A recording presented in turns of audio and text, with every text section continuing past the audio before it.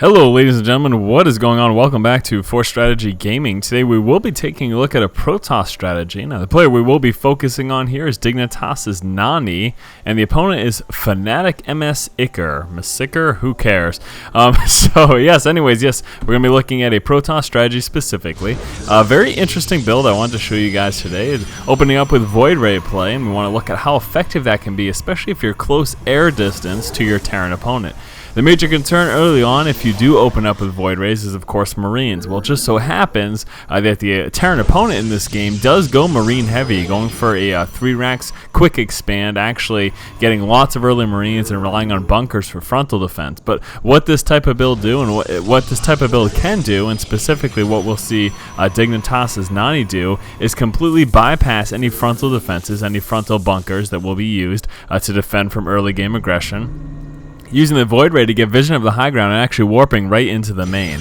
Specifically, as mentioned, this will work quite well in any close air distance because having those Void Ray reinforcements be so quick to your opponent is going to really allow for this push to be very successful.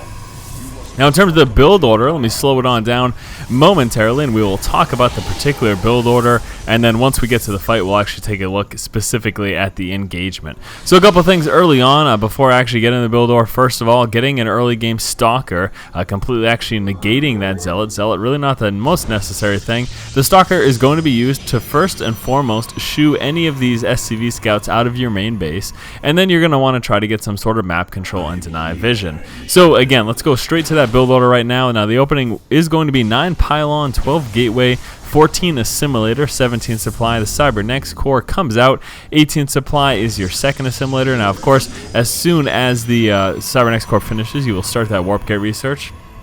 We can see here the Stargate gate got placed down at 24 supply. It could very well be sooner. What specifically happened here is Nani waited until he got the SCV scout out of his base, and then as soon as he had those extra resources, went ahead and dropped down that Stargate. Now, as I mentioned, the opening Stalker will be used to try to maintain some semblance of map control. You can see moving around, trying to catch any Marines, and then of course the scouting. You can see right here, moving forward, seeing those Marines, also seeing that bunker placement, and this is where we're going to actually see that trickery come into play.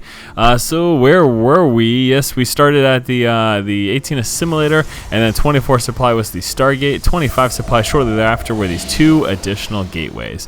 Now at this point, here comes the proxy pylon, and we'll be seeing that placed right outside of the Terran player's base, right next to his main. Now what's going to happen is, as soon as this Void Ray, this first Void Ray comes in, obviously chrono boosting that out, it will be granting us vision of the high ground, being able to use that pylon power here and warp in units into the main. That's really one of the most effective, it's one of the reasons why this can be an effective strategy, is because you're able to, again, bypass that frontal defense where he is likely to have his units and get straight up into the main and then start kind of wreaking havoc on the production building. So here we go. Void Ray is out. Here goes some warping in the main. And now at this point in the game, it really comes down to how you engage. You really need to make sure that you're using your gateway units as a buffer and keeping any Marines and Marauders away from your Void Ray. The Void Ray will get dropped incredibly quickly, especially to look at how many Marines there are. So really, any Zealots that you have will need to be right up in the front, trying to shoo those Marines away and giving your Void Ray some sort of a buffer. That's kind of the main focus. Another great thing too is, particularly here, being so Marine heavy, the Terran player having a really hard time against not only the Zealots but also against the Stalkers. Both those units doing fairly well against Marines early game, and of course, again, with that short air distance, you're able to quickly reinforce, and just look at the amount of devastation you're able to do here. Knocking off the production buildings will be actually one of the primary targets here for our Dignitas Nani, because if he can take these out, then obviously reinforcements will not be coming for the Terran player. And even with one of the Void Ray drops, the Terran player realized he's way too far behind, already losing one of those production buildings. Still 2 Zealots in play, a couple Stalkers here as well, and this 1 Void Ray. So let's go back to the build order very quickly. It was 9 Pylon, 12 Gateway, 14 Assimilator, 17 Cybernetics Core, 18 Supply was the second Assimilator. As soon as that Cybernetics Core finishes, start that warp gate research. 24 Supply dropping the Stargate, and that was after the fact that the Stalker came out, killing off any SCV scouts inside of the main base, gateways, then dropping the Stargate 25 supply, 2 additional gateways. We'll be sitting at a total of 3 gateways and 1 Stargate. And also at that time, we're actually going to be cutting probe production. Sorry I did not mention that earlier, but you do want to cut probe production at that time. That will give you those extra resources to make this push that much more effective. Again, most effective in any close air distance. It'll make that any additional void rays beyond the first one, that reinforcement will be very quickly. Set a proxy pylon outside of your opponent's base. Being able to warp into the main, of course, allows you to bypass any frontal defenses. And then during the actual engagement, target firing down any of these production buildings. Even if there was a depot over here, you of course take that out. Anything within the vicinity of your reinforcements to try to take any of those key targets out.